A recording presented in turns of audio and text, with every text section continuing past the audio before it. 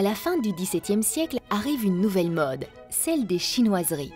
Comme un peu partout en Europe, Spa et ses artisans vont s'adapter à cette mode suivant la demande de la clientèle. Les vrais lacs, il y avait moyen de s'en procurer mais elles étaient très rares et très chères, venaient par bateau. Il y avait souvent des aléas. Un peu partout en Europe, on essaie de copier ces lacs. Ici, à Spa, de manière assez heureuse d'ailleurs, on fabrique de fausses laques chinoises ou de vraies jolités dans le genre chinois. Un certain Dagli notamment met au point un vernis qui imite quasiment à la perfection la laque de Chine qui deviendra le vernis des Gobelins, différent et antérieur au vernis Martin.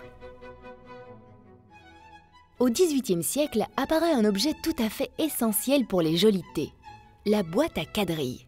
C'est une boîte rectangulaire dans laquelle s'insèrent 4 plus petites boîtes qui ont une parenté décorative avec la boîte mère. C'est une boîte de jeu destinée à contenir des jetons de couleurs et de formes différentes. Chacune des couleurs correspondait à un joueur et chaque forme à une valeur monétaire précise.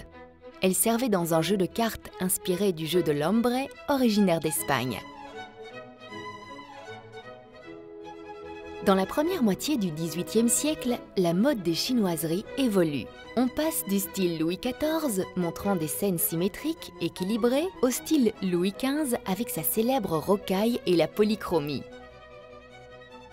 Parallèlement à ce goût chinois qui continue au début du XVIIIe, on trouve des sujets galants. La peinture française, celle de Watteau et de Boucher notamment, influence les artistes des jolités. Ce sont des scènes galantes où l'on voit des gentes dames et de beaux messieurs couchés nonchalamment sur l'herbe en train de déguster des fruits et de boire du vin.